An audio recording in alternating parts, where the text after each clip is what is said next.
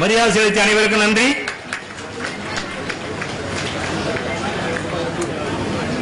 Okay sir, வாங்க sir please. அப்படி பின்னால் வைங்க.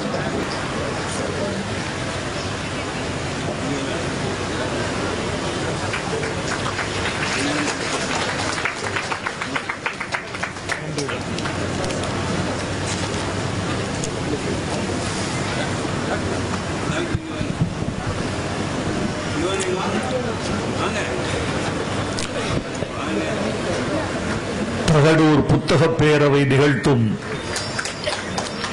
இந்த இனிய புத்தக திருவிழாவின் தலைவர் கல்வியாளர் பாஸ்கர் அவர்களே, என்னை இந்த விழாவுக்கு ஆசையோடு ஆற்றுப்படுத்தி அழைத்து வந்து இத்தனை தமிழ் பெருமக்களை எனக்கு அறிமுகம் செய்து வைத்த என் அன்பு சகோதரர் நியூஸ் 18 தொலைக்காட்சியின் தலைமை செய்தி ஆசிரியர் குணசேகரன் அவர்களே, வரவேற்பு குழு தலைவர் டாக்டர் செந்தில் அவர்களே, தலைவர் சிசுபாலன் அவர்களே, பொருளாளர் கண்ணன் அவர்களே, எனக்கு முன்னால் இங்கே ஆழமானதொரு ஆய்வுரையை நிகழ்த்தி அமர்ந்திருக்கும் அருமை கவிஞர் ஜெயபாஸ்கரன் அவர்களே, கல்வியாளர் முதல்வர் இன்னிசை அவர்களே, ஸ்ரீ கணேசன், பழனி, சத்தியமூர்த்தி போன்ற பெருமக்களே, வாழ்த்துரைத்த தாளாளர் வருவான் வடிவேலன் அவர்களே, நன்றி உரை ஆற்றவிருக்கிற நவகவி அவர்களே, மேடையில் அமர்ந்திருக்கும் மேன்மைக்குரிய பெருமக்களே, பெரியோர்களே, நண்பர்களே, தாய்மார்களே, என் கண்ணுக்கு கண்ணான மாணவ கண்மணிகளே, பாசத்திற்குரிய பத்திரிகையாளர்களே, ஊடக தோழர்களே, உங்கள் அனைவருக்கும் எனது அன்பான வணக்கத்தை தெரிவித்துக் கொள்கிறேன். எனக்கு ஒரு நெல்லிக்காய் மாலை அணிவிக்கப்பட்ட பொழுது இது எத்தனை நெல்லிக்காய் இருக்கும் என்று எண்ணி சொல்ல முடியுமா என்று டாக்டர் செந்தில் அவர்களை கேட்டேன். மேலும் கீழும் பார்த்துவிட்டு 200ஆவது இருக்கும் என்று சொன்னார். ஒரு நெல்லிக்கனிக்கே ஓராண்டு வாழ்ந்தாலும் வருவான் வடிவேலன் இங்கே சொல்லிவிட்டு போனார், நீங்கள் 100 ஆண்டுக்கு மேல் வாழ வேண்டும் கவிஞரே தமிழுக்காக என்று சொன்னார். உங்களுக்கு ஏன் அவ்வளவு கஞ்சத்தனம்? செந்தில் அவர்கள் அணிவித்த மாலையின் நெல்லிக்கனிகளை எண்ணி பார்த்தால் கனிக்கு ஓராண்டு வீதம் 200 ஆண்டுகள் வாழலாம் என்ற எண்ணம் எனக்கு வருகிறது. வாழ வேண்டும் என்ற ஆசை இந்த தமிழ் பெருமக்களை பார்க்கிற போது வருகிறது. இங்கே வரவேற்புரை ஆற்றிய எனக்கு அறிமுக உரை ஆற்றிய தோழர் சொன்னார், அந்த விருது பத்மஸ்ரீ, பத்மபூஷன், தேசிய விருது, கலைமாமணி, டாக்டர் பட்டங்கள் இவைகளையெல்லாம் பெற்ற ஒரு கவிஞன் என்று சொன்னபோது வாராத எழுச்சி, கிட்டாத உணர்ச்சி, பெறாத சிலிர்ப்பு என் தமிழ் பெருமக்களின் தமிழுக்கு கரவொலி செய்கிற போது வருகிறதே, இதுதான் இந்த தமிழுக்கு நீங்கள் செய்கிற மிகப்பெரிய அங்கீகாரம். டாக்டர் சித்தர் இங்கே சொல்லிவிட்டு போனார், ஒருவரி சொன்னார், உங்களுக்கு ஒன்று என்றால் பாரதி ராஜா மட்டுமல்ல, உங்களுக்கு பின்னால் தங்களுக்கு பின்னால் நாங்கள் இருப்போம் என்று சொன்னார். அவர் தங்களுக்கு பின்னால் என்று சொன்னது தமிழுக்கு பின்னால் என்று எனக்கு கேட்டது. நீங்கள் தமிழுக்கு பின்னால் இருக்க வேண்டும், இருந்தால் அதுதான் இந்த தமிழ் சமுதாயத்துக்கு எழுச்சியாக திகழும். நான் நினைக்கிறேன் தோழர்களே, இந்த தகடூர் மண்ணில், பாரம்பரியமிக்க இந்த பெருமண்ணில், தமிழ் வளர்த்த மண்ணில், தமிழ் மூதாட்டி வாழ்ந்த மண்ணில், தமிழுக்காக ஒரு மன்னன் தன் ஆயுளையே அள்ளி கொடுத்த இந்த மண்ணில் நின்று கொண்டு செல்கிறேன். இத்தனை பெரிய திருக்கூட்டத்தை பார்க்கிற போது மெல்ல தமிழ் இனி வாழும் என்ற நம்பிக்கையை நான் பெறுகிறேன். கவிஞர் ஜெயபாஸ்கர் அவர்களே, தமிழர்கள் தமிழை பொழுதுபோக்கு மொழியாக கையாளுகிறார்கள் என்ற சந்தேகத்தை நீங்கள் இன்று முதல் விட்டுவிடலாம். இந்த திருக்கூட்டத்தை பார்க்கிற போது இவர்கள் பொழுதுபோக்கு தமிழ் கேட்க வந்தவர்கள் அல்ல, பொழுதை ஆக்குவதற்கு தமிழ் கேட்க வந்தவர்கள், வாழ்வதற்கு தமிழை வாங்கிக் கொள்ள வந்தவர்கள். தமிழ் என்பது எங்கள் ஊற்றுக்கண் என்று சொல்லி போக வந்தவர்கள். எங்கள் தமிழ் என்பது எங்கள் வாழ்வினுடைய கருதி அல்ல, வாழ்வே அதுதான் என்று உறுதியிட்டு அறுதியிட்டு சொல்லிவிட்டு போக வந்தவர்கள் எங்கள் தமிழ் பெருமக்கள். இந்த கூட்டத்தில் எனக்கு ஒரு மகிழ்ச்சியான செய்தி. இந்த கூட்டத்தை பார்க்கிற போது குணசேகரன் சொன்னார், இந்த கூட்டம் நாங்கள் எதிர்பார்க்கவில்லை கவிஞரே, எதிர்பார்த்ததை விட அதிகமாக இருக்கிறது என்று அவர் மகிழ்ந்தார். என் மகிழ்ச்சிக்கு காரணம் எதிர்பாராத கூட்டம் பெருமையாக வந்தது அல்ல. என்னுடைய மகிழ்ச்சிக்கு காரணம் இந்த கூட்டத்தில் சரிவாதி எங்கள் தாய்க்குலத்து தங்கங்கள் வந்திருக்கிறார்களே, அதுதான் எனக்கு எழுச்சி. வீட்டுக்குள்ளே பெண்ணை பூட்டி வைப்போம் என்ற விந்தை மனிதர் தலைக விழுந்தார். சட்டங்கள் ஆழ்வதும் பட்டங்கள் செய்வதும் பாரிலில் பெண்கள் நடத்த வந்தோம். எட்டும் அறிவினில் ஆணுக்கு இங்கே பெண் இழைப்பிள்ளைகால் என்று கும்மியடி என்று அடுக்கலையை விட்டு படிப்பகத்துக்கு வந்திருக்கிறார்கள் எங்கள் தாய்மார்கள். இது தமிழுக்கு கிடைத்த மிகப்பெரிய அறிகுறியாக நான் கருதுகிறேன். தோழர்களே, ஒரு அரசன் வேட்டைக்கு போனான். வேட்டைக்கு போனவன் வில்லுத்தையில் கெட்டிக்காரன். உடன் ராணியையும் அழைத்துக் கொண்டு போனான்.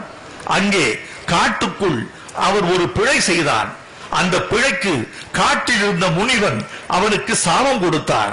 அழுதான். இந்த சாபத்தில் எனக்கு விமோச்சனம் இல்லையா என்று கேட்டான் அரசன். உண்டு, நீ எதில் கெட்டிக்காரன்? வில்லுத்தையில் கெட்டிக்காரன்.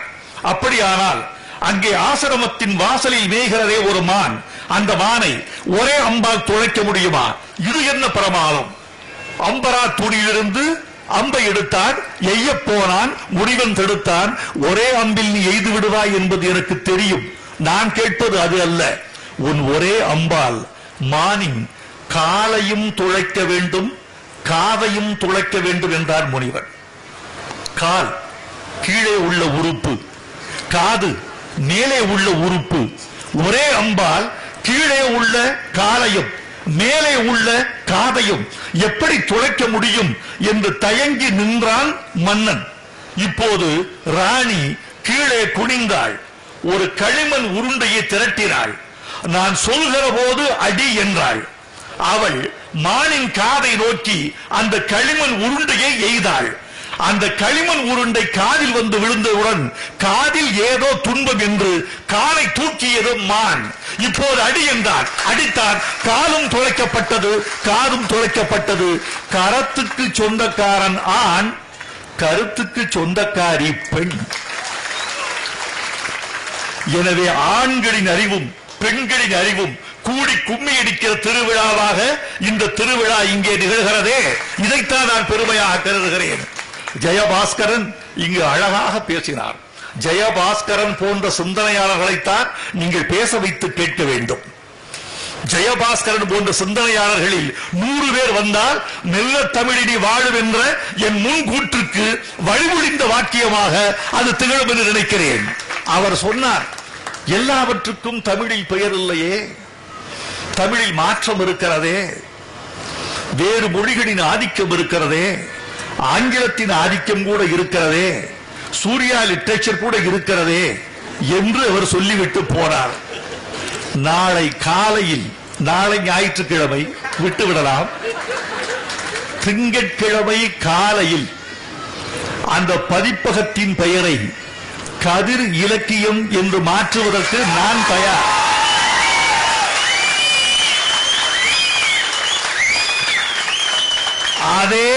அதே பதிவுத்துறை அலுவலகத்தில் ஜெயபாஸ்கரன் வந்து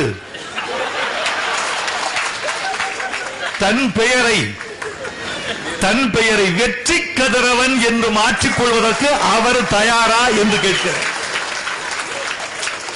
வெற்றி கதிரவன் அல்லது வெற்றி கதிரோன் என்று ஜெயபாஸ்கரன் தன் பெயரை மாற்றிக்கொள்கிற திருநாள் அன்றைக்கு சூர்யா லிட்ரேச்சர், சூர்யா இலக்கியம் என்று மாறும் என்பது என்னுடைய அலுவலக வழியாக அலுவலக நம்பிக்கையாக நான் தெளிவுபடுத்திக் கொள்ள வேண்டும் என்று ஆசைப்படுகிறேன். தமிழில் எது இல்லை?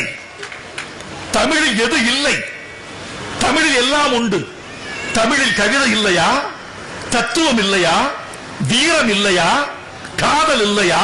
விஞ்ஞானம் இல்லையா? வாழ்வியல் இல்லையா? கருத்தியல் இல்லையா? தமிழில் இல்லாத பொருள் எது? அப்படி இல்லை என்றால் எதையும் வாங்கி வைத்துக் கொள்ளக்கூடிய வயது தமிழுக்கு உண்டு. இங்கே சொன்னார்களே, நாடாளுமன்றத்தில் ஆங்கிலம் தமிழ் பேச முடியவில்லை, ஆட்சி மொழி தமிழாக இல்லை, வழக்காடு மொழி தமிழாக இல்லை என்றெல்லாம் கொட்டி தீர்த்தார்களே. இவர்களை பார்த்து நான் சொல்லிக் கொள்ள வேண்டும் என்று ஆசைப்படுகிறேன். தமிழ்நாட்டுக்குள் தமிழுக்காக போராடுவதை விட தமிழ்நாட்டுக்கு வெளியே தமிழுக்காக போராடுகிறவன் தான் உண்மையான தமிழராக இருப்பான், தமிழை மேம்படுத்துகிற தமிழராக இருப்பான். எங்களுடைய வேண்டுகோள் எல்லாம் இதுதான். திராவிட இயக்கமே, உனக்கு என் நன்றி. தமிழுக்காக பாடுபட்ட தமிழ் பேரறிஞர்களே, உங்களுக்கெல்லாம் என் நன்றி. தமிழுக்காக உயிர் நீத்தவர்களே, தீக்குளித்தவர்களே, செத்தவர்களே, புதைந்து கொண்டவர்களே, தங்களை தாங்களே அறுத்துக் கொண்டவர்களே, தங்களை தாங்களே எரித்துக் கொண்டவர்களே, உங்களுக்கெல்லாம் நன்றி. ஆனால் உங்களோடு தமிழ் போராட்டம் முடிந்து விடவில்லை. தமிழின் போராட்டம், தமிழுக்கான போராட்டம் வேறு வடிவில் நடந்து முடிந்தால் ஒழிய தமிழை தூக்கி மேம்படுத்த முடியாது என்பதை இன்றைய இளைஞர் கூட்டம் தன் நெஞ்சில் எழுதி வைத்துக் கொள்ள வேண்டும்.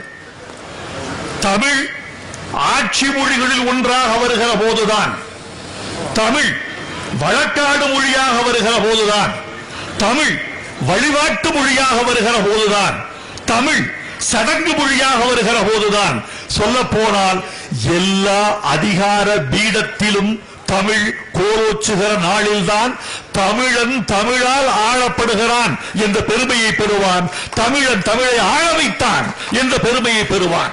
அது தகடூரில் இருந்து தொடங்கட்டுமே. தமிழை வாழ வைக்க தன்னை தானே அள்ளி கொடுத்த ஒரு மன்னன் பூமியில் இருந்து இந்த தமிழ் தொடங்கட்டுமே. அண்ணா ஒரு முறை டெல்லிக்கு போயிருந்தார்.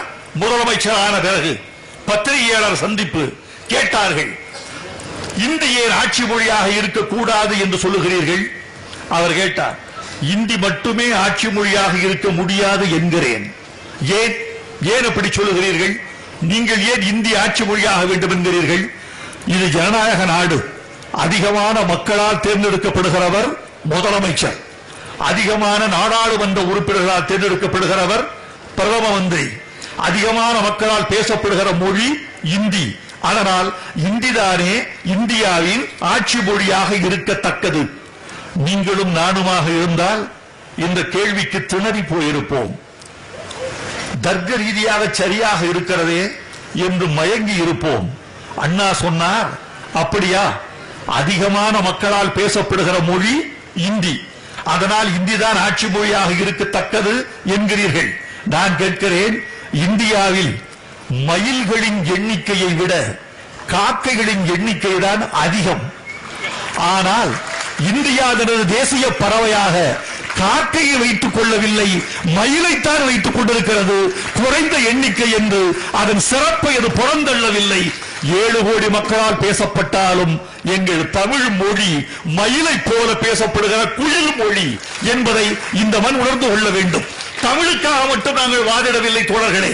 இந்தியாவில் இருக்கிற அத்தனை தேசிய இனங்களின் தாய்மொழிக்காகவும் தமிழ் வாதிடுகிறது என்று கொண்டால்தான் இந்திய ஒருமைப்பாடு நிலைக்கும். இந்தியாவில் பேசப்படுகிற 22 அங்கீகரிக்கப்பட்ட பட்டியல் மொழிகளையும் ஆட்சி மொழியாக ஆக்கக்கூடிய திருநாள் வர வேண்டும். வந்தால்தான் தமிழுக்கு இந்த மண்ணில் இந்திய இறையாண்மையை மதிக்கக்கூடிய பெருமை கிடைக்கும். இந்திய இறையாண்மையும் தமிழை மதிக்கக்கூடிய பெருமையை பெறும் என்று நாங்கள் நம்புகிறோம். குணா, உங்களுக்கு என் நன்றி. இத்தனை பெரிய திருக்கூட்டத்தை நான் எதிர்பார்த்தேன். ஆனால் நான் எதிர்பாராதது இத்தனை இதயங்களும் ஒரே புள்ளியில் துடிக்கிற இந்த அழகைத்தான் நான் எதிர்பார்க்கவில்லை. தமிழ் என்ற புள்ளியில் இத்தனை இதயங்கள், இத்தனை கண்களும், இத்தனை இதயங்களும் ஒரே புள்ளியில் குவிந்திருக்கிற இந்த காட்சி ஒரு பேச்சாளனுக்கு கிடைக்க முடியாத மாட்சி. உங்களை நான் மதிக்கிறேன், வணங்குகிறேன். தோழர்களே, ஒரு செய்தியை சொல்ல வேண்டும் என்று ஆசைப்படுகிறேன். தமிழ் சொல்ல சொல்ல சுகமான மொழி. தமிழின் ஓசை இருக்கிறதே, அந்த ஓசை மறைமடியடிகளின் கூற்றுப்படி நுரையீரலை சுத்திகரிக்கிற மொழி தமிழ். நுரையீரலுக்கு பயிற்சி கொடுக்கிற மொழி தமிழ். சொல்லி சொல்லி நீங்க ஒன்றே ஒன்று சொல்ல வேண்டும் என்று ஆசைப்படுகிறேன். நீங்கள் யாரையாவது 2 பேரை சந்தித்துக் கொண்டால் நீங்கள் 2 கேள்வி கேளுங்கள். எந்த கேள்வி கேட்கிறீர்கள் இதுவரைக்கும் நினைத்து பாருங்கள். என்ன படம் பார்த்தீர்கள்? எந்த கோயிலுக்கு போனீர்கள்? இப்போது கடைசியாக என்ன வாங்கினீர்கள்? எந்த ஊருக்கு போயிருந்தீர்கள்? விலைவாசி எப்படி? இதுதான் நீங்கள் கேட்பது. இனிமேல் 2 தமிழர்கள் சந்தித்துக் கொண்டால் கேட்க வேண்டிய முதல் கேள்வி, கடைசியாக என்ன புத்தகம் படித்தீர்கள்?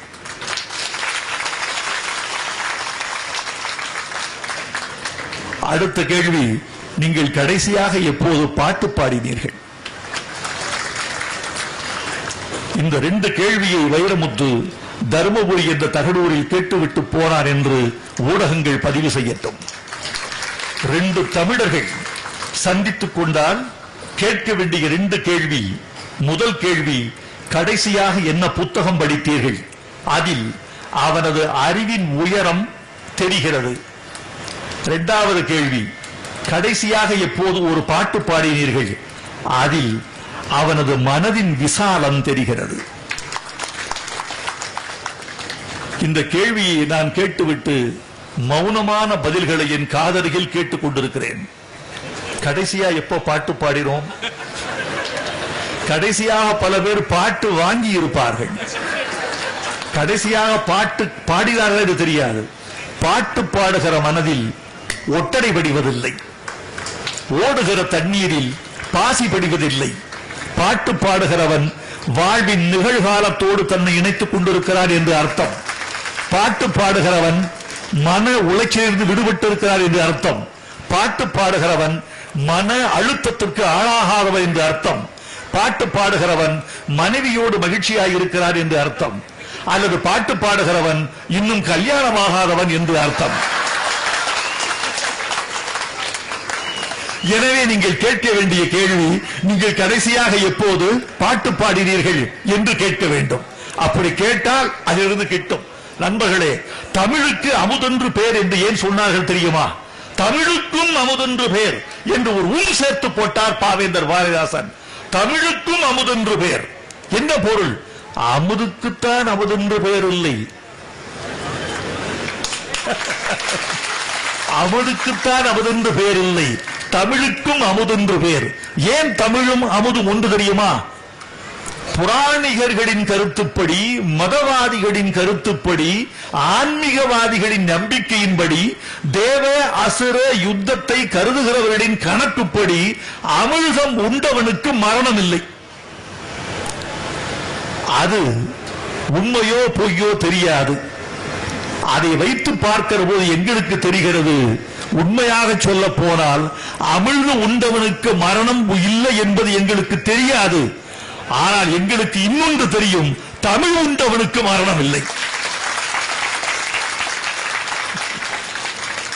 அமுது எப்போது ஒருவனை இளமையாகவே வைத்திருக்கிறது என்று ஒரு நம்பிக்கை புராணத்தில் உண்டு. தமிழ் எப்போதும் எங்களை இளமையாக வைத்திருக்கிறது. தமிழில் படித்தவன் சிந்திக்கிறான். சிந்திக்கிறவன் மூப்படைவதில்லை, செயல்படுகிறவன் மூப்படைவதில்லை. மனதை எப்போது மகிழ்ச்சியாக வைத்திருக்கிறவன் மூப்படைவதில்லை. எனவேதான் தமிழுக்கும் அமுதென்று பெயர் என்று எங்கள் பாவேந்தர் சொல்லிவிட்டு போயிருக்கிறார். உங்கள் பிள்ளைகளுக்கு இதை சொல்லிக் கொடுங்கள். பிள்ளைகளோடு தமிழ் பேசுங்கள். நீங்கள் ஆங்கிலம் உங்களுக்கு தெரிந்திருந்தாலும், குணசேகரன் சொன்னபடி ஆங்கிலத்தை கற்றுக்கொள்ள வேண்டும் என்று ஒரு கட்டாயம் இருந்தாலும், ஆங்கிலத்தையும் கற்றுக்கொண்டு தமிழில் தேர்ச்சி கொள்ளுங்கள். தமிழ் படித்தவன் வாழ்க்கையில் மேம்படுவான். தமிழ் வழி படித்தவன் வாழ்க்கையில் முன்னேற்றம் பெறுவான். தமிழ் வழியில் பாடம் படித்த ஒருவன் 7 முறை தேசிய விருதும் பெறுவான். நான் என்ன சாதாரணம்? நான் 1000 ஒரு பெரிய கடலில், தமிழ் என்ற பெருங்கடலில் நான் ஒரு குமிழி, தமிழ் என்ற ஒரு கிரகத்தில் நான் ஒரு துகள், தமிழென்ற பெருமழையில் நான் ஒரு துளி, தமிழென்ற பெருஞ்சூரியனில் நான் ஒரு கிரணம், அவ்வளவுதான். ஆனால் நான் வணங்கும் மிகப்பெரிய சிந்தனையாளர், இந்தியாவின் முன்னாள் குடியரசு பெருந்தலைவர் அப்துல் கலாம் அவர்கள் தாய் தமிழ் மொழி வழியில் கல்வி கற்று இந்தியாவின் ஜனாதிபதியாக ஒருவன் ஆக முடியும் என்று மெய்ப்பித்தவர். என்னை விட்டு விடுங்கள், நான் சாதாரணம். தாய்மொழி வழியில் கல்வி கற்ற ஒருவன் இந்திய குடியரசின் பெருந்தலைவராக ஆண்டுவிட்டு மறைந்தும் மறையாமல் ஒருவன் வாழ முடியும் என்பதற்கு அப்துல் கலாம் என்ற பெரும் சிந்தனையாளன், பெரிய விஞ்ஞானி ஒரு எடுத்துக்காட்டு. இதைவிட நம்பிக்கை வேறு என்ன வேண்டும் பெரியவர்களே உங்களுக்கு? இதைவிட நம்பிக்கை என்ன வேண்டும்? தமிழில் சொற்கள் இருக்கின்றனவே, மற்ற மொழிகள் எல்லாம் சொற்களை தேடிக் கொண்டிருந்த போது சொற்களை கொட்டு குவித்து மொழிக்கு முற்றுப்புள்ளியை வைத்த இனம் தமிழ் இனம். நான் ஒன்று கேட்கிறேன். ஃப்ளவர் ஒரு வார்த்தை இருக்கு. இந்த ஃப்ளவருக்கு எல்லா மொழிகளையும் பாருங்க, பூ என்ற இந்த ஒற்றை சொல்லுக்கு உலகத்தின் எல்லா மொழிகளும் ரெண்டு, ஒரு முகை அரும்புகிற போதும் பூவாகிற போதும் ரெண்டு நிலை மட்டும் சொல்லி இருக்க முடியும். தமிழ் மற்ற மொழிகள்ல 2-3 சொற்களுக்கு மேல எந்த மொழியிலும் பூவுக்கு சொற்கள் இல்லை. என் தமிழ் கொட்டி குத்தித்திருக்கு பாருங்க. நான் இது எப்படி கண்டுபிடித்தேன் தெரியுமா? நான் ஒரு சங்க இலக்கியம் படித்தேன். அதாவது இரவு குறி, இரவில் காதலியை சந்திப்பதற்கு காட்டை கடந்து போகிறான் காதலன். நிலா, நிலா பூமியில் பால் ஊற்றி கொண்டிருக்கிறது. ஒரு வேங்கை மரம், வேங்கை மரத்தடியில் ஒரு கருங்கல், அந்த கருங்கல்லில் வேங்கை மரத்தின் மஞ்சள் மலர்கள் உதிர்கின்றன. அப்படி உதிர்ந்து கிடக்கிற போது அந்த கருங்கல்லை மூடுகின்றன. கருங்கல்லை மூடி மஞ்சள் மலர்கள் கொட்டி கிடக்கிற போது நிலா வெளிச்சத்தில் அதை கண்டு கடந்து போகிறவன், ஐயோ வேங்கை மரத்தடியில் ஒரு புலி படுத்திருக்கிறது என்று ஐயுற்று விலகி போகிற காடு. கருங்கால் வேங்கை வீவுகு துருகல் இரும்புலி குருளையின் தோன்றும் காட்டிடை எல்லி வருணர் களவிற்கு நல்லை அல்லை நெடுவன் நிலவே. சங்க இலக்கியம். இதுல வி என்ற சொல்லுக்கு பார்த்த போது இது என்ன வி? ஓரெழுத்தொரு மொழி. இந்த வி எதை குறிக்கிறது என்று உரை தேடி பார்த்தால் அது பூவுக்கு ஒரு பெயர். பூவுக்கு ஒரு பெயர். இது அல்ல முக்கியம் நான் சொல்வது. பூவுக்கு தமிழர்கள் வைத்த பெயர் முகை, மொக்கு, அரும்பு, மலர், பூ, அப்புறம் வி. இதுவரைக்கும் தெரிஞ்சிருக்கும். வி தெரிந்திருக்காது. பல தமிழ் அறிந்த நண்பர்களுக்கு தெரிந்திருக்கும். வி தெரிஞ்சிருக்காது. முகை, மொக்கு, அரும்பு, மலர், பூ, வி. அரும்பு வேற, மொக்கு வேற, முகை வேற. மலர், மலர துடிக்கிற நிலைக்குத்தான் மலர். பூத்தால் தான் அது பூ.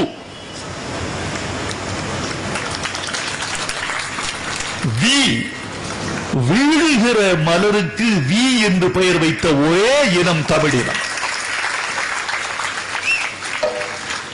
காற்று, இந்த காற்றுக்கு திசைக்கு ஒண்ணு வச்சாயா தமிழ? வடக்கே இருந்து வந்தால் அது வாடை, தெற்கே இருந்து வந்தால் அது தென்றல், கிழக்கே இருந்து வந்தால் அது கொண்டல், மேற்கே இருந்து வந்தால் அது கோடை. திசைக்கு ஒரு காற்றுக்கு பெயர் வைத்தவன் தமிழன். இவ்வளவு சொற்பெருக்கம் உள்ள மொழி தமிழ் மொழி. இவ்வளவு சொல்லிருக்கு. காதல், காதலை பற்றி கம்பன் சொன்னான் தெரியும், பாரதி சொன்னான் அறிவீர், திருத்தக்க தேவர் சொன்னான் தெரியும், இளங்கோவடிகள் கூட காதலை சொல்லி இருக்கிறார். கண்ணகியும் கோவலனும் இன்பம் துய்த்தார்கள். எப்படி துய்த்தார்கள் தெரியுமா? அந்த 2 பேரும் காமனும் ரதியும் போல, 2 பாம்புகள் ஒன்றை ஒன்று பின்னி பிணைந்து கலப்பதை போல, உலகம் நாளைக்கு அழிந்துவிடும் என்று அறிந்து கொண்டு இன்றே துய்த்து முடிப்பவர்களைப் போல, தூமப் பணிகள் ஒன்றை தோய்ந்தான் என ஒருவார் காமர் மனைவி என கைகலந்து நாமும் தொலையாத இன்பமெல்லாம் துண்ணினார் மண்ணில் நிலையாமை கண்டவர் போல் நின்று என்று பாடியவன் இளங்கோவடிகள் என்ற துறவி. ஒரு துறவியே இவ்வளவு இன்பத்தை சொல்லத்தக்க மொழி என்றால் தமிழ் எத்தனை காதல் உள்ள மொழி, எத்தனை சிருங்காரம் கொண்ட மொழி, எத்தனை சில்மிஷம் கொண்ட மொழி என்பது உங்களுக்கு தெரியும். இதெல்லாம் விட்டு விடுங்கள். எங்கள் திருவள்ளுவர், அவர் குசும்பு தெரியுமா உங்களுக்கு? திருவள்ளுவர் அறத்துப்பாலிலும் பொருட்பாலிலும் அவர் உலக தத்துவ ஞானி. அறத்துப்பாலிலும் பொருட்பாலிலும் அவர் உலகத்து அறம்பாட வந்த அறிஞர். அவன் காமத்துப்பாலில் கவிஞர். அவன் சொல்லுகிறான், அதோ போகிறாளே ஒரு வாலிப வாழிப்பு மிகுந்த ஒரு 18 வயது பாவை, இவள் வீட்டில் நாளை சாவுப்பறை ஒலிக்கப் போகிறது என்கிறான் வள்ளுவன். என்ன சாவுப்பறையா? இளஞ்சிட்டு போன்ற பருவத்தாள், வாலிப வாழிப்பு மிக்கவள், பருவப்பெண், சிட்டு மாதிரி ஓடுகிறாள். இவளா இறந்துவிடப் போகிறாள்? ஆமாம், இறந்துவிடப் போகிறாள். ஏன்? அவள் அனிச்சப்பூவை சூடியிருக்கிறாள், அதனால் இறந்துவிடப் போகிறாள். அனிச்சப்பூ என்ன அவ்வளவு மோசமான பூவா? அனிச்சப்பூ மோப்ப குழையும் அனிச்சம், மோந்திரிந்து நோக்க குழையும் விருந்து. அனிச்சப்பூ மோர்ந்து பார்த்தாலே வாடிவிடும், அவ்வளவு மெல்லிய பூ. அந்த பூவை சூடினால் இறந்து விடுவாளா? அது என்ன நச்சு பூவா? அது அல்ல நான் சொல்வது. அவ்வளவு மென்மையான அனிச்ச பூவை காம்பை கிள்ளாமல் அவள் சூடியிருக்கிறாள். காம்பின் எடை தாங்காமல் இடை முறிந்து விட போகிறது, இறந்து விட போகிறாள். நீங்கள் எல்லாம் கைதட்டி கொண்டிருக்கிறீர்கள் தமிழுக்கு. இங்கே ஒரு தோழர் தன் கையால் மேடையை குத்துகிறார். அவர் குத்துகிற போது மேடை உடைந்து விடுமோ என்று நான் கவலைப்படவில்லை, கை சிதறி விடுமோ என்று நான் கவலைப்படுகிறேன். இதுதான் தமிழ், இதுதான் தமிழ். தமிழ் என்பது ஞானமும் ஊட்டும், தமிழ் என்பது வீரமும் ஊட்டும், தமிழ் என்பது காதல் ஊட்டும், தமிழ் என்பது களிப்பூட்டும், தமிழ் என்பது வாழ்க்கையை ஆக்கும், தமிழ் என்பது இந்த பிறவிக்கு உங்களை மேம்படுத்தும், தமிழ் என்பது உங்களை உச்சத்திற்கு கொண்டு செல்லும், தமிழ் என்பது அறத்தை சொல்லிக் கொடுக்கும், தமிழ் என்பது வாழ்வியலை சொல்லிக் கொடுக்கும். இதெல்லாம் இருக்கு. இதையெல்லாம் தாண்டி நீங்கள் தமிழை வெறும் மேற்போக்காக படித்து புண்ணியமில்லை தோழர்களே. தமிழில் எல்லாம் இருக்கிறது என்ற நம்பிக்கையோடு உங்கள் பிள்ளைகளுக்கு கற்றுக் கொடுங்கள். சில பேர் சொல்லுகிறார்கள், தேவாரம் என்கிறீர்கள், திருவாசகம் என்கிறீர்கள், எனக்கு விளங்கவில்லையே. நடிகர் எம்.ஆர். ராதா ஒரு முறை சொன்னார், என்னால் மறக்க முடியாத ஒன்று, என்னப்பா தமிழ் படி தமிழ் படிங்கிற, தேவாரம் படிச்சா புரியலங்கிற, திருவாசகம் புரியலங்கிற, திருக்குறள் சொல்ற, பிறகு ஏன் தமிழ்ல அர்த்தம் சொல்ற?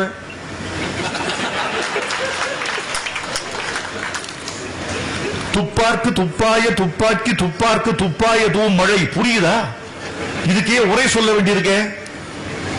ஒரு நூற்றாண்டுக்கு ஒரு முறை ஒரு மொழியின் 10 விழுக்காட்டு சொற்கள் திரிந்துவிடும் அல்லது இறந்துவிடும். இதுதான் எல்லா மொழிகளுக்குமானது. இறந்து போன மொழிகளெல்லாம் 100 ஆண்டுகளுக்கு ஒரு முறை 10 விழுக்காட்டு சொற்களை தொலைத்துவிட்டு மெல்ல மெல்ல தேய்ந்து சென்று தேய்ந்து இறந்து போயின என்பதுதான் மொழிவல்லார் கூற்று. ஆனால் 100 ஆண்டுகளுக்கு ஒரு முறை 10 விழுக்காட்டு சொற்களை தமிழ் இழக்கிறது, 15 விழுக்காட்டு சொற்களை தமிழ் உற்பத்தி செய்து கொள்கிறது. அதனால் இது இருக்கிறது. ரத்தம் இழக்கப்படுகிறது. இந்த உடம்பில் வெள்ளை அணுக்கள் ஒரு 48 நாள் நினைக்கிறேன், இந்த கணக்கு மட்டும் சரியா தெரியல, ஆனால் உண்டு உண்டு. வெள்ளை அணுக்கள் ஒரு குறிப்பிட்ட கால இடைவெளியில் செத்தழிகின்றன நம் உடம்புல. இந்த வெள்ளை அணுக்களை எலும்பு மஞ்சைக்குள் இருக்கக்கூடிய சில உறுப்புகள் உற்பத்தி செய்கின்றன. இந்த வெள்ளை அணுக்களை இந்த மஞ்சை அணுக்கள் உற்பத்தி செய்து இறந்து போன அணுக்களை ஈடு செய்யாவிட்டால் மரணம் நம்மை பாதிக்கிறது. அது ஈடு செய்து கொண்டிருந்தால் மரணம் தள்ளி போகிறது. உடம்புக்கு ஆனதுதான் மொழிக்கும். 10 விழுக்காட்டு சொற்கள் போய்விடுகின்றன, ஆனால் 15 விழுக்காட்டு சொற்கள் தமிழுக்குள் இறக்குமதியாகின்றன. தமிழ் தன்னை தானே மேம்படுத்திக் கொள்கிறது. தமிழ் தன் சொற்களை தானே உற்பத்தி செய்து கொள்கிறது. அதனால்தான் தமிழ் இன்னும் மேம்பட்டு நிற்கிறது. எனக்கு தெரிந்து யுனெஸ்கோ சொல்கிறது அடுத்த நூற்றாண்டில் அழியக்கூடிய மொழிகளில் தமிழும் ஒன்று என்று யுனெஸ்கோ கருத்து சொல்வதாக சொல்லுகிறார்கள். தகடூர் மண்ணில் நின்று கொண்டு வைரமுத்து என்ற கவிஞர்களின் ஒருவன் சொல்கிறான் என்று சொல்லுங்கள். யுனெஸ்கோவின் கூற்றை எங்கள் தமிழும் தமிழ் மொழியும் பொய்ப்பித்து காட்டும் என்பதை இந்த மண்ணில் இருந்து கொண்டு சொல்லுகிறேன். 2 மொழிகள் நிலைக்கும். இன்னொரு கருத்து சொல்றேன், 2 மொழிகள் இந்தியாவில் நிலைக்கும். ஒன்று வடக்கே இந்தி நிலைக்கும், தெற்கே தமிழ் நிலைக்கும். இந்த 2 மட்டும் நிலைக்கும் என்பது மொழியியலாளர் கூற்றாகவும் மக்கள் தொகை கணக்கெடுப்பின்படியும் சில மொழிகளை உற்பத்தி செய்து கொடுத்த மூல மொழி என்பதனாலும் இந்த 2 மொழிகளும் நிலை கொள்ளும் நினைக்கிறேன். தமிழ்ல அன்றாட வாழ்க்கையில் என்ன சுகம் தெரியுமா? திருக்குறள் படிக்க முடியலையா? திருப்புகழ் படிக்க முடியலையா? தேவாரம் திருவாசகம் முடியலையா? வீரசோழியம் நன்னூல் முடியலையா? அன்றாட வாழ்வில் தமிழ் என்ன சுகம் கொடுக்க தெரியுமா? இந்த சுகமெல்லாம் இருப்பதனால் தான் தமிழ் இன்னும் நிலை பெறுகிறது என்று கருதுகிறவர்களில் நானும் ஒருவர். இந்த சுகம் எல்லா மொழிக்கும் கிடைத்திருக்காது. அன்றாட வாழ்க்கையில் கலைவாணர் NS கிருஷ்ணன் மதுரைக்கு போயிருந்தார். மதுரையில ஒரு உணவு விடுதிக்கு போய் சாப்பிட போயிருந்தார். எங்க மதுரையில் ஒண்ணு தெரியுமா உங்களுக்கு? தோசைக்கு நாட்டு சக்கரை கொடுப்பாங்க. தோசைக்கு பக்கத்தில் நாட்டு சக்கரை வைப்பார்கள். அந்த நாட்டு சக்கரையில் கொஞ்சம் சாம்பார் விடுவார்கள், கொஞ்சம் குழைப்பார்கள். குழைத்து விட்டு அந்த சாம்பாரில் சர்க்கரையை நனைத்து விட்டு தோசையின் ஒரு ஓரத்தை கிள்ளுவார்கள். கிள்ளி உள்ளே ஒரு முக்குவார்கள். அதை நனைய விட்டு தோசையை தோய விட்டு அதன் நுனியை பிடித்துக் கொண்டு நுனிநாக்கில் வைத்து அந்த கலவையில் ஒரு சின்ன உரைப்பு, ஒரு சின்ன இனிப்பு, ஒரு சின்ன கசப்பு, ஒரு சின்ன ஒரு அழகு, இந்த சுவையெல்லாம் கலந்து தின்பது மதுரை வழக்கம். ஒரு காலத்தில் இந்த தோசை கொடுப்பாங்க, இந்த தோசைக்கு சர்க்கரை கொடுப்பார்கள். சர்க்கரைக்கு தட்டுப்பாடு வந்து விட்டது ஒரு முறை. இவர் போனார், நிறுத்திட்டாங்க, சர்க்கரை கொடுக்கறது இல்ல. நம்ம கலைவாணர் போனார். தமிழ் இப்படி விளையாடுது பாருங்க. என்னப்பா தோசைக்கு சர்க்கரை கொடுன்னாரு. இல்ல சார் கிடையாது, தோசை எழுதி போட்டிருக்கு பாத்தீங்களா? என்ன போட்டிருக்கு? இன்று முதல் தோசைக்கு சர்க்கரை கிடையாது எழுதி போட்டிருக்கு. ஓ அப்படியா, இன்னொரு தோசை கொண்டா, கொடு, இதுக்கு கொடு. என்ன சார் சொன்னா கேட்கல, என்ன எழுதி? இன்று முதல் தோசைக்கு சர்க்கரை கிடையாது. நான் கேட்டது 2வது தோசை, இது கொடு. இவர் போய் விவகாரமான ஆள் வந்திருக்காரு, இவன் போய் சொல்றான் முதலாளிகிட்ட, விவகாரமான ஆள் வந்திருக்காரு, போர்ட மாத்தி போடுங்க. அவரு இனிமேல் தோசைக்கு சர்க்கரை கிடையாது எழுதி போட்டாரு. இவர் கூப்பிட்டாரு, 2 தோசை கொண்டாரு. இவன் ஒண்ணு மேல ஒண்ணு வச்சு கொண்டான். இப்ப கொடு சர்க்கரைனாரு. ஏன்? இனி மேல் தோசைக்கு சர்க்கரை கிடையாது, கீழ் தோசைக்கு கொடுக்கலாம் இல்ல. ஒரு பாமரனை மயக்குவதற்கு தமிழ், அன்றாட வாழ்வு சுவைப்பதற்கு தமிழ். இங்க பாருங்க, இங்க இந்த ஒரு கிட்டத்தட்ட ஒரு 500 மக்கள் உங்கள் நிலை மறந்து, உங்கள் பெயர் மறந்து, உங்கள் உடல் மறந்து, உங்கள் உள்ளம் மறந்து, இந்த கூட்டம் விடிந்தால் எப்படி வீட்டுக்கு போவது என்பதை மறந்து, வீட்டில் சென்று சாம்பாரை சுட வைக்க வேண்டுமா வேண்டாமா என்பதை மறந்து நீங்கள் நெகிழ்ந்தீர்களே, மகிழ்ந்தீர்களே. தமிழ் இப்படியும் பணியாற்றுவதற்கு வாய்ப்பு இருக்கிறது என்பதுதான் உண்மை. புத்தக காட்சிக்கு வந்திருக்கிறீர்கள் தோழர்களே. உலகத்தில் அதிகமான புத்தகங்கள் அச்சடிக்கிற நாடு எது தெரியுமா உங்களுக்கு? ரொம்ப பேர் அமெரிக்கா நினைத்துக் கொண்டிருப்பார்கள், ரொம்ப பேர் பிரிட்டன் நினைத்துக் கொண்டிருப்பார்கள். இல்லை, உலகத்தில் அதிகமான புத்தகங்களை அச்சடிக்கிற முதல் நாடு சீனா, 2ஆம் நாடு அமெரிக்கா, 3ஆம் நாடு பிரிட்டன், 4ஆம் நாடு ரஷ்யா, 5ஆம் நாடு இந்தியா.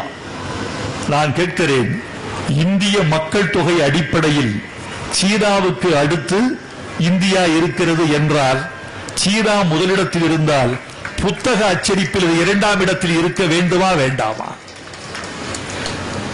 மக்கள் தொகை எண்ணிக்கையின்படி புத்தக அச்சடிப்பிலும் இரண்டாவது இடத்தில் இருக்க வேண்டிய இந்தியா 5ஆம் இடத்தில் இருக்கிறதே, இதற்கு யார் பொறுப்பு என்பதை இந்திய அரசு கேள்வி கேட்டுக்கொண்டு இதற்கான பதில்களை தேடி நகர வேண்டும் என்று இந்த இடத்தில் நான் வேண்டுகோள் விடுக்கிறேன். இது தொடர்பாக நீங்கள் ஆராய்ச்சி செய்து இதற்கு தக்க தீர்வு காண வேண்டும் என்று நான் கேட்டுக்கொள்கிறேன். ஒரு விஷயம் சொல்றேன், உங்கள் பிள்ளைகளை படிக்க வைங்க, பாட புத்தகத்தை வைங்க. பாட புத்தகம் என்பது கட்டாயம் படித்தே ஆக வேண்டும். பாட புத்தகத்தை படித்துவிட்டு பாட புத்தகத்திற்கு வெளியே படித்தவன் தான் பாட புத்தகத்தை வெற்றி பெற முடியுமே தவிர பாட புத்தகத்தை மட்டும் படித்தவன் பாடத்தில் வெற்றி பெற முடியாது, வாழ்க்கையிலும் வெற்றி பெற முடியாது. ஆனா நம்ம என்ன பண்றாங்க இன்னைக்கு நம்ம ஆட்கள்?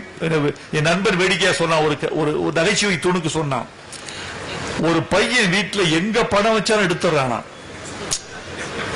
அப்பா பையில, அம்மா பையில, பெட்டியில உப்பு பெட்டிக்குள்ள வச்சிருப்பாங்க. எங்க வீட்டுல அரிசி பானையில வச்சிருப்பாங்க. அரிசி பானையில அம்மாவுக்கு மட்டும் தெரியும் எந்த ஒரு அடுக்கு ஒரு குலுக்கை இருக்கும், அதுல 10 பானை இருக்கும். அதுல 3வது பானையில் வைத்திருப்பாங்க பணத்தை. ஒரு வாரத்துக்கு தான், அப்புறம் பானையை மாத்துவாங்க. இப்படி இருக்கும். எங்க வச்சாலும் எடுத்துறான். கடைசியில் அப்பா சொன்னாராம், நான் ஒரு இடம் சொல்றேன், அங்க வை, உன் பையன் என்னைக்குமே எடுக்க மாட்டான். எது? அவன் பாட புத்தகத்துல வச்சு விட்டுரு. அவன் பாட புத்தகத்துல நீ நடுவுல வச்சிரு, இந்த வருஷமே தொட மாட்டான், அவன் புரட்டவே மாட்டான். பாதுகாப்பான பாதுகாப்பு பெட்டகம் அவன் பாட புத்தகம் தான் என்று சொன்னாராம் தந்தை என்று ஒரு நண்பர் எனக்கு சொன்னான். பிள்ளைகளை நீங்கள் படிக்க வைக்கிற போது உலகுக்கு வெளியே, பாடத்திட்டத்திற்கு வெளியே அவனை கற்க வைக்க வேண்டும். பாடத்திற்கு வெளியே படிக்கிறவன் தான் உலகத்தை படிக்கிறான். பாடத்திற்கு படிக்கிறவன் பரீட்சைக்கு மட்டுமே படிக்கிறான். பாட புத்தகத்தில் படிக்கிற பரீட்சை என்பது மதிப்பெண்களுக்காக. அவன் பாடத்திட்டத்திற்கு வெளியே படிக்கிறானே, அதுதான் மதிப்புக்காக. மதிப்பெண் மாறிவிடும், மதிப்பு மாறுவதில்லை. தோழர்களே, இந்த புத்தக கண்காட்சியில் உங்களுக்கு ஒரு பரிந்துரை செய்கிறேன். இந்த பரிந்துரை சரியாக இருக்குமா என்று பாருங்கள். நீங்கள் இந்த புத்தக சந்தைக்குள் உங்களுக்கு பிடித்த புத்தகங்கள் எல்லாம் வாங்கி விடுங்கள். முதலில் உங்கள் நெஞ்சில் ஒரு திட்டம் இருக்கும். ஜெயகாந்தன் வாங்கணும், சுஜாதா வாங்கணும், பொன்னியின் செல்வன் வாங்க வேண்டும், பேரறிஞர் அண்ணாவின் தம்பிக்கு வாங்க வேண்டும், கலைஞரின் ரோமாபுரி பாண்டியன், பொன்னர் சங்கர் வாங்க வேண்டும் என்று இருக்கும். எல்லாம் வாங்கிருங்க. கேபிட்டல் கார்ல் மார்க்ஸ் வாங்க நினைச்சீங்க, பெரியார் சிந்தனைகள், ஆசிரியர் வீரமணியின் வாழ்வியல் சிந்தனைகள் எல்லாம் வாங்கிடுங்க. வாங்கிய பிறகு கொஞ்சம் பணத்தை மிச்சம் வைத்துக் கொள்ளுங்கள். நான் சொல்ற புத்தகத்தை வாங்குறதுக்கு. என் புத்தகத்தை நான் பரிந்துரைக்க மாட்டேன், அது தவறு.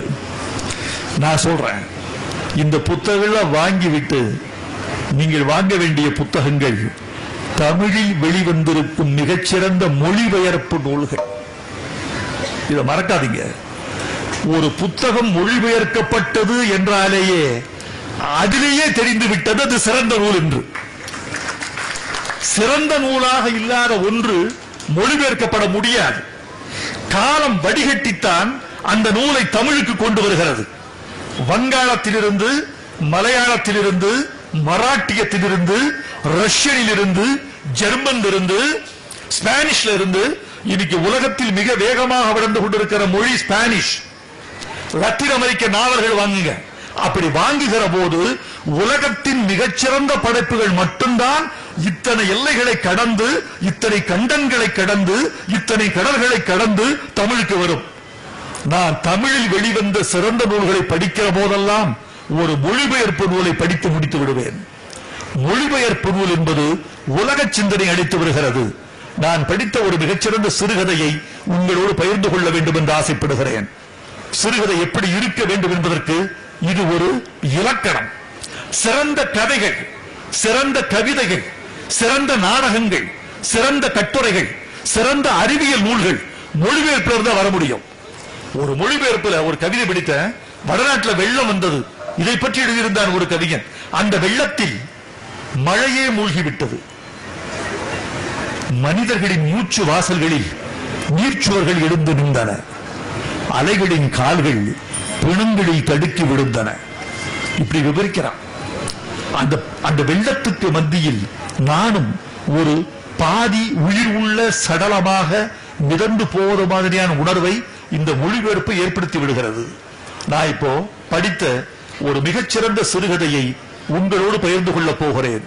கொஞ்ச நேரம் இந்த சிறுகதைக்கு பக்கத்தில் உங்கள் காதுகளை கொண்டு வந்து சேர்க்க வேண்டும் என்று விரும்புகிறேன்.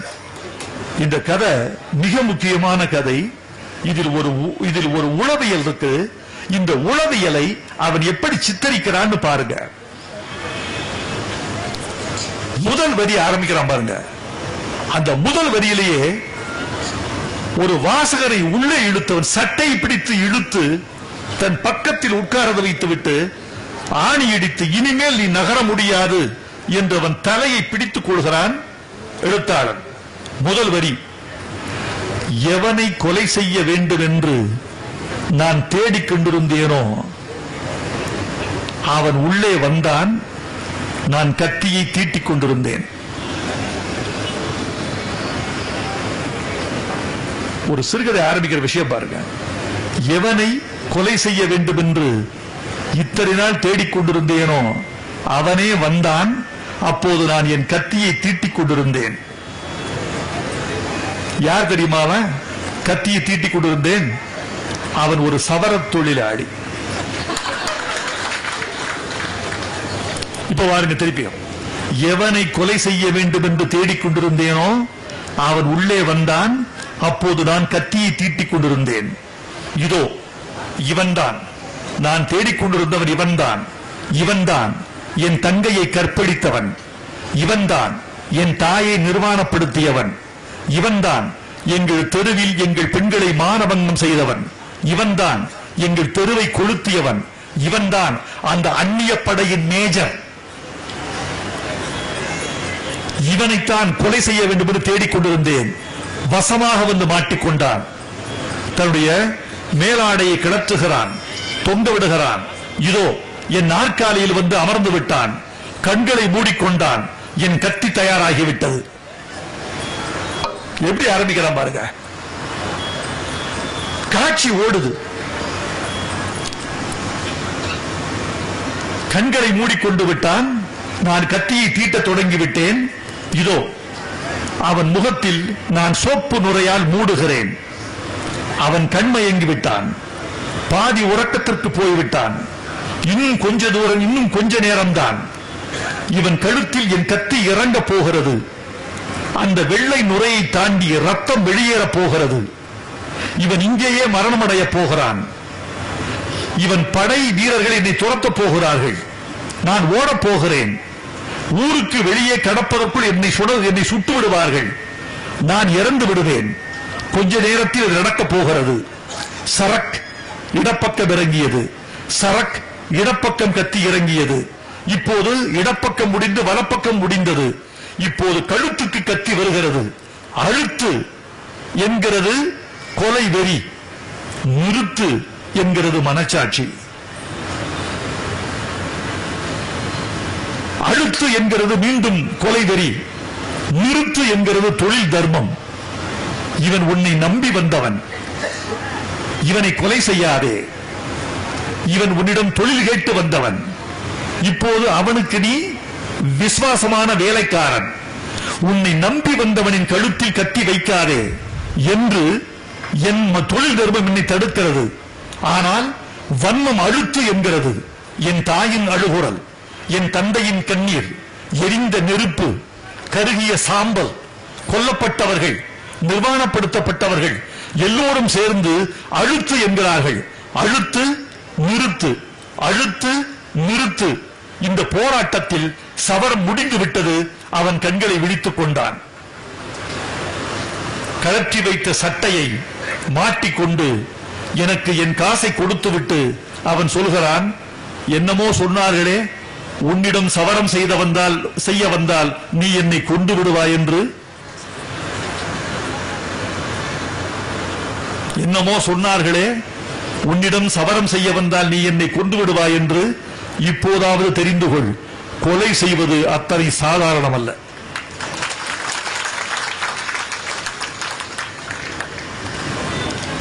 தமிழில் நிறைய சிறுகதைகள் புதுமைப்பித்தன், ஜெயகாந்தன், தி ஜானகிராமன், அசோகமுத்தரன் எல்லோரும் கொட்டி தீர்த்திருக்கிறார்கள். நான் யாரையும் குறைத்து சொல்லவில்லை. இந்த ஒரு மொழிபெயர்ப்பு சிறுகதை எனக்குள் ஏற்படுத்திய பாதிப்பை தமிழில் மிக மிக சில கதைகளை ஏற்படுத்தி இருக்கின்றன. இதை ஏன் சொல்ல வருகிறேன் என்றால் தோழர்களே, மிகச்சிறந்த வடிகட்டப்பட்ட படைப்புதான் மொழிபெயர்ப்பாக வருகிறது. அந்த மொழிபெயர்ப்பை நீங்கள் வாசித்துவிட்டு உங்கள் தோழர்களுக்கு நீங்கள் சொல்லிக் கொடுங்கள், பேச கற்றுக் கொடுங்கள், பேச கற்றுக் கொடுங்கள். மொழி என்பது சொன்னார் அழகா ஜெயபாஸ்கரன் சொன்னார், மொழி என்பது பேசுவதற்குரிய கருவி மட்டும்தானா, கேட்பதற்குரிய கருவி மட்டும்தானா, எழுதுவதற்குரிய கருவி மட்டும்தானா, வாழ்வதற்குரிய கருவி அல்லவா என்று கேட்டார். ஆம், பேசுவதும் எழுதுவதும் கேட்பதும் வாழ்வின் பாகங்கள் அல்லவா, வாழ்வை இயக்குபவை அல்லவா, வாழ்வை நடத்துகின்றவை அல்லவா, வாழ்வை நெறிப்படுத்துகிறவை அல்லவா. சொலல் வல்லன் சோர்விலன் அஞ்சான் அவனை இகழ்வல்லல் யாருக்கும் அரிது. சொலல் வல்லன் சோர்விலன் அஞ்சான், இதான் முக்கியம். சொல்லத் தெரிந்தவன் அஞ்ச மாட்டான், அறிவுள்ளவன் அஞ்ச மாட்டான். அறிவு அற்றங்காக்கும் கருவி. ஒருவன் பயப்படுகிறார் என்றால் என்ன அர்த்தம் தெரியுமா? ஒருவன் அஞ்சுகிறார் என்றால் அவனை பற்றி எனக்கு தோன்றுகிற முதல் கருத்து அது அறியாமை. அறியாமை உள்ளவன் அஞ்சுகிறான், அறிவுள்ளவர் அஞ்ச மாட்டான். அறிவு இருந்தால் அச்சத்தை அது தூக்கி எறிந்து விடும். அறிவு இல்லாத இடத்தில் அச்சம் வந்து உட்கார்ந்து கொள்கிறது. தமிழர்களே, அறிவு பெறுங்கள். அறிவு பெற்றவன் அஞ்சுவதில்லை, அறிவு பெற்றவன் ஏமாறுவதில்லை, அறிவு பெற்றவன் எதையும் எதிர்கொள்வான். அறிவுள்ள தலைமுறையாக தமிழ் தலைமுறை மாற வேண்டும். ஒரு கேட்டு ஆச்சரியமா இருக்கும் உங்களுக்கு. கலைஞர் சட்டசபையில் இருந்தார். ஹண்டே அவரை கேள்வி கேட்டார். கலைஞர் முதலமைச்சராக இருக்காரு. இந்த நேரத்தில் தோழர்களே, தமிழுக்காக பணியாற்றிய தன் வாழ்க்கையை 70 ஆண்டுகளை தமிழுக்கே அள்ளி தந்துவிட்ட, தன் வாழ்வின் பெரும்பகுதியை இனத்துக்கும் மொழிக்குமே செலவிட்ட அந்த தமிழ் தலைவன் பல்லாண்டு வாழ வேண்டும் என்று தமிழ் பெருமக்கள் இங்கிருந்து கரவொலி செய்து அவருக்கு வாழ்த்து தெரிவிக்க வேண்டுகிறேன். இந்த நன்றி உணர்ச்சியில் தான் ஒருவன் பொது வாழ்க்கைக்கு வருவான். தமிழ் மக்கள் தன்னை கைவிட மாட்டார்கள் என்ற நம்பிக்கை இருந்தால்தான் ஒருவன் பொது வாழ்க்கையில் தியாகம் செய்வதற்கு தயாராகி வருவான். அந்த கலைஞர் முதலமைச்சராக இருந்த போது டாக்டர் ஹண்டே ஒரு கேள்வி கேட்டார். நண்பர் தான் ஹண்டே எனக்கு. இருந்தாலும் அவர் கேட்ட கேள்வி ரொம்ப கடுமையான கேள்வி. உங்கள் ஆட்சி மூன்றாந்தர ஆட்சி என்று குற்றஞ்சாட்டுகிறேன். இது யாருக்காவது ஒரு முதலமைச்சருக்கு கோபம் வருமா வராதா? உங்கள் ஆட்சி மூன்றாந்தர ஆட்சி. உடனே சட்டமன்ற உறுப்பினர்கள் பாய பார்க்கிறார்கள், அவரை நோக்கி சீறுகிறார்கள், பாய்கிறார்கள். விட்டால் ஒரு பௌதிக தாக்குதல் நிகழ்ந்து விடுமோ என்ற அச்சம் சட்டமன்றத்தில் மெல்ல பரவுகிறது. கலைஞர் அப்படி கை காட்டினார். நிறுத்துங்க, இதுக்கு நான் பதில் சொல்றேன். உட்கார்ந்தாங்க. நீங்க சொன்னது தவறு. மூன்றாந்தர ஆட்சி அல்ல, இது நான்காந்தர ஆட்சி. எப்படின்னா, பிராமண, சத்திரிய, வைசிய, சூத்திர என்ற வரிசையில் இது சூத்திரர்களால் ஆளப்படுகிற ஆட்சி, இது நான்காந்தர ஆட்சி. உங்கள் கருத்தை திருத்திக் கொள்ளுங்கள் என்று சொன்னால், அறிவு அற்றங்காக்கும் கருவி.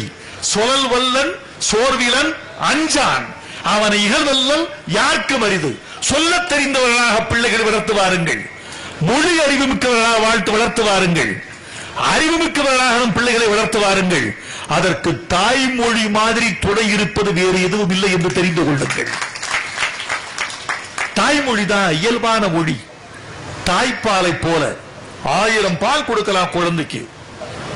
ஒரு வசதி உள்ளவன் புலிப்பால் கூட கொடுக்கலாம். அரேபியாவிலிருந்து ஒட்டகப்பால் வரவழைத்து கொடுக்கலாம் குழந்தைக்கு. எந்த பால், யானைப்பால் வரவழைத்து கொடுக்கலாம், வேங்கைப்பால் வரவழைத்து கொடுக்கலாம். அதெல்லாம் திமிர் அடையாளமா காட்டும். ஒரு குழந்தைக்கு, தொப்புள் கோடி அடுக்கப்பட்ட ஒரு குழந்தைக்கு எந்த தொப்புள் கொடியிலிருந்து கருவில் அந்த குழந்தைக்கு திரவ வடிவில் உணவு வந்ததோ அதே தொப்புள் கொடியை சுமந்திருந்த தாயின் முறையில் இருந்து வருகிற தாய்ப்பாலை போல ஒரு குழந்தைக்கு எந்த பாலும் உதவி செய்ய முடியாது.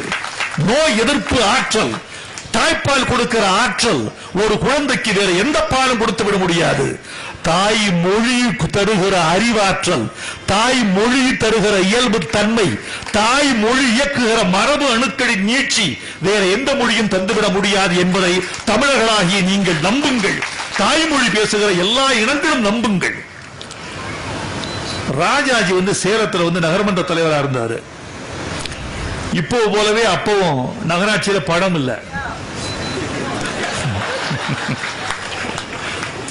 ஒரு விவாதம் போது சேலம் சுடுகாட்டுக்கு காம்பவுண்ட் வால் சுற்றுச்சுவர் கட்டலாமா வேணாமான்னு பாதி பேர் கட்ட வேண்டும் என்கிறார்கள், மீதி பேர் கட்டக்கூடாது என்கிறார்கள்.